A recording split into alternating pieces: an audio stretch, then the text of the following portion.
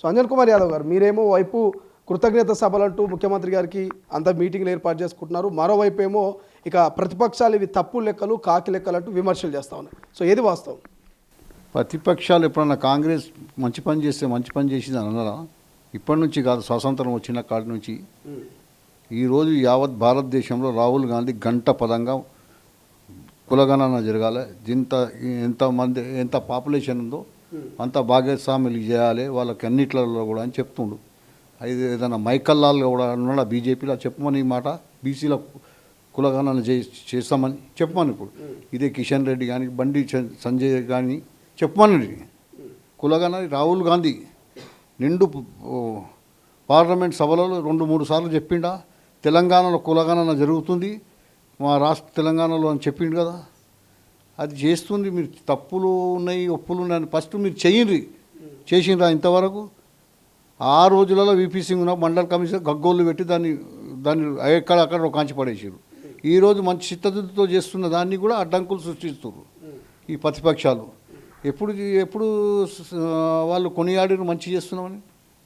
ఈరోజు రెడ్డి సామాజిక వర్గం చెందిన సీఎం రేవంత్ రెడ్డి గారు అందరినీ చైతన్యపరుస్తూ అన్ని కులాలను పరుస్తూ మీరందరూ కూడా నమోదు చేసుకొని మీరు మీకు ఎంతమంది కులం ఉందో మీకు అంత ఇస్తదారి ఇస్తందుకే రాహుల్ గాంధీ చెప్తుంది కదా. రాహుల్ గాంధీ పట్టుదలతో చేస్తున్నందుకు ఈరోజు మన రాష్ట్రంలో తొలిసారిగా కులగణన జరిగింది. 42% రిజర్వేషన్ ఇస్తాను అసెంబ్లీలో చెప్పిండు. మళ్ళీ 1 తారీఖు నుంచి 5 తారీఖు అసెంబ్లీ పెట్టి దాన్ని అఫీషియల్గా చేసి కేంద్రానికి పంపిస్తామని చెప్తున్నారు కదా. ఫస్ట్ టైం అన్ని కులాల మొట్టమొదటిగా మేము సీఎం గారికి రాహుల్ గాంధీ గారికి తెలంగాణ ఇచ్చింది. ఎన్ని అట్టంకులు అడదొడుకులు వచ్చినా సోనియా గాంధీ తెలంగాణ ఇచ్చింది కదా.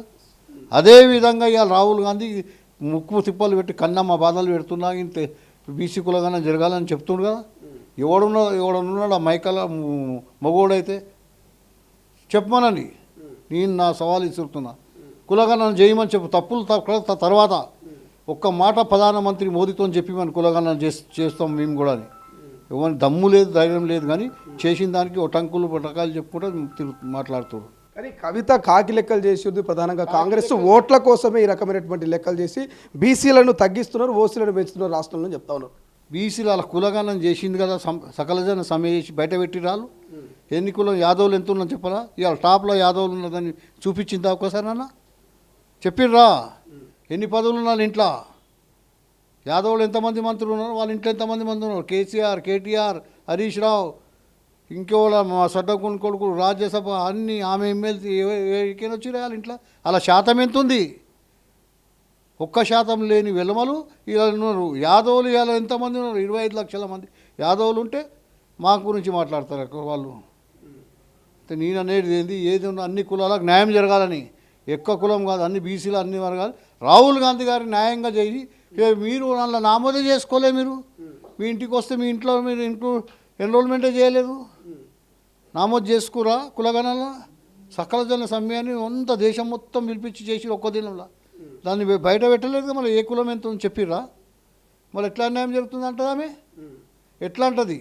బీజేపీ అదేవిధంగా కాంగ్రెస్ ఈ రెండు ఒకటే. మోడీ రాహుల్ గాంధీ ఛాయ్ తాగినంతసేపు కాదు రిజర్వేషన్లకు రాజ్యాంగ సవరణ చేసి బీసీలకు 42% రిజర్వేషన్ కల్పించండి అని అంటున్నారు. ఇది సాధ్యమేనా? నిజంగా ఛాయ్ తాగినంత సేపట్ల రాజ్యాంగ సవరణ చేసి 42% రిజర్వేషన్ కల్పించవచ్చా? కేటీఆర్ సేపట్లో తెలంగాణ ఇచ్చేది ఉండే మళ్ళీ అప్పుడు ఎందుకు ఇవ్వలే?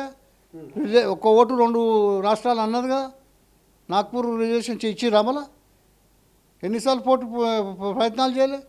10 ఏళ్ళు పోరాడితే సోనియా గాంధీనే ఇబ్బందులు చేసిర్రు.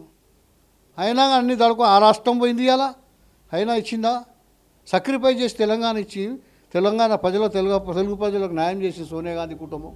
ఆ అమరుల కుటుంబానికి వీళ్ళు ఏదైనా ఏదైతే చూపించే అర్హత ఉందా? వీళ్ళకు అర్హత ఉన్నదాయా?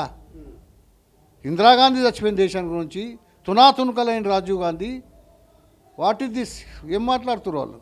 కన్యాకుమారి నుంచి కాశ్మీర్ దాకా 4500 కిలోమీటర్లు పాదయాత్ర చేసి వీధి వాడవాళ్ళ ఎండనక వాననక వనగళ్ళ అన్ని ప్రాంతాల్లో తిరిగి అందరి ఆవేదన విన్న తర్వాతనే బీసీ కులగణన జరగాలని అంటుండు. ఈరోజు ఒక్క బీసీ కూడా ఉద్యోగపతి ఉందా అని అంటుండు. ఎవడన్నా దమ్ములు ఉన్నాయా? మోదీకి సవాల్ ఇస్తుండు, అంబానీకి సవాల్ ఇస్తుండు, అదానికి సవాల్ ఇస్తుండా? ఒక్క బడుగు బలైన వర్గాలు ఉద్యోగపతి లేడు ఇలా సిగ్గుచేటు 100 మంది ఉన్నారని. ఒక్క వ్యాపారవేత్త నామోదైన ఒక్కడు లేడు దేశం యావత్తు 140 కోట్ల జనాభాల అని చెప్తున్న మొగోడెవడు? రాహుల్ గాంధీ. కులగన్నని చెప్తున్న మొగోడెవడు? రాహుల్ గాంధీ. వాళ్ళకి సత్తా ఏమైనా దమ్ము ఉంటే చెప్పమని మాట. ప్రపంచంలో ఏ మూల ఏ క్షణం ఏం జరుగుతుందో వేగంగా తెలుసుకోవడానికి తొలి వెలుగు వాట్సాప్ ఛానల్ని ఫాలో చేయండి.